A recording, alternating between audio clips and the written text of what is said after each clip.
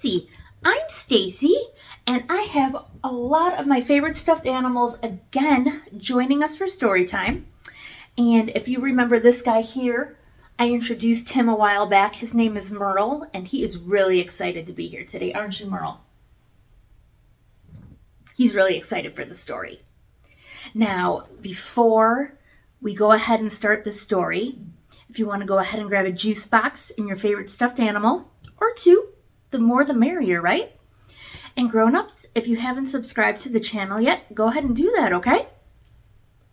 Okay, so the story we're going to be reading today, it is called Loretta's Gift, and it is by Zietlow Miller and Alea Marley. Now, if you have a copy of this, if you want to go ahead and open it up, and we'll go ahead and get started.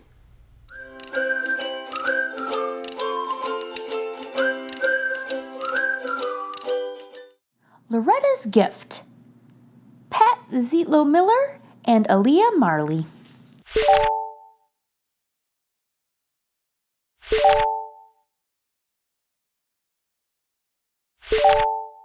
Loretta was skipping rope when she heard the news.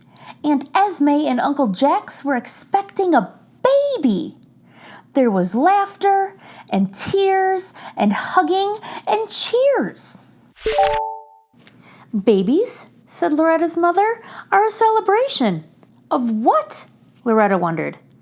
Of life, of love, of hope, said her father. Loretta looked at Aunt Esme's belly. Could it hold all that and a baby?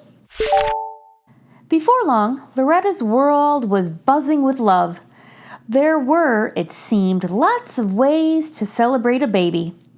Loretta's mother knit fuzzy hats, Loretta's father bought piles of diapers, Uncle Jax built a cradle, and Aunt Esme filled the nursery with family photos. There was even a party with presents stacked higher than Loretta's head. But no gift from Loretta. What can I give the baby? She asked. Nothing, sweetie, said her mother. No one expects you to give a gift. Loretta frowned. That didn't seem right. She wanted to celebrate too. So she skipped rope and thought. She could buy something, but her penny collection wasn't enough. She could share something, but her jump rope wasn't bright and shiny. She could make something, but after hours of work, the only thing she'd made was a mess. Before Loretta knew it, Aunt Esme and Uncle Jax were home with baby Gabe. He wore fuzzy hats and soft diapers and slept in his very own cradle. There was laughter and tears and hugging and cheers, not to mention more gifts. Loretta stared at Gabe. He had the curliest hair and the tiniest toes. You are the best baby on the block, she whispered. He's the stinkiest for sure, said Uncle Jax. Could you find a diaper? Loretta could. As Gabe grew, Loretta organized his hats, tickled his toes, fed him mashed bananas, and rocked him until he slept. Soon, Gabe smiled whenever he saw Loretta.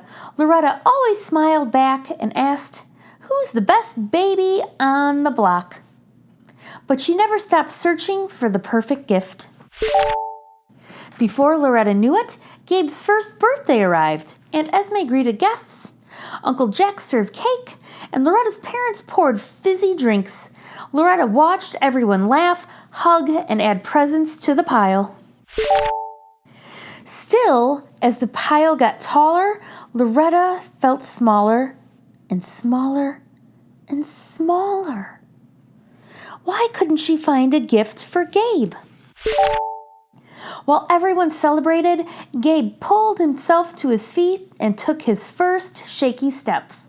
Everyone cheered until Gabe tumbled into the pile of presents. He wailed. Loretta sailed to his side. She adjusted his hat, which had slipped over one eye, rocked him in her arms until he stopped sobbing, and tickled his toes until his sniffles subsided. Gabe wasn't crying anymore, but he wasn't smiling either. That didn't seem right. So Loretta grabbed a bow, stuck it on her head, and asked, "Who's the best baby on the block?" Gabe giggled, and everyone else joined in. "Well, Loretta," said Aunt Esme, "I think you're the best gift Gabe ever got." Loretta paused. Was that true? She remembered the laughter, the tears, the hugging, and the cheers, and all those mashed bananas. She knew her love was better than anything that came in a box, and Gabe would never outgrow it, no matter how many birthdays he had. Then Loretta laughed loudest of all, because suddenly everything was exactly right, and the best baby on the block thought so too.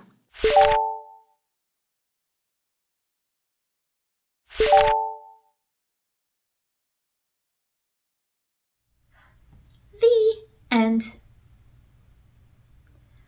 Now, the whole time through that book, Loretta was wondering what to get her cousin, and the whole time, she was the perfect gift. I think that's a wonderful thing, don't you?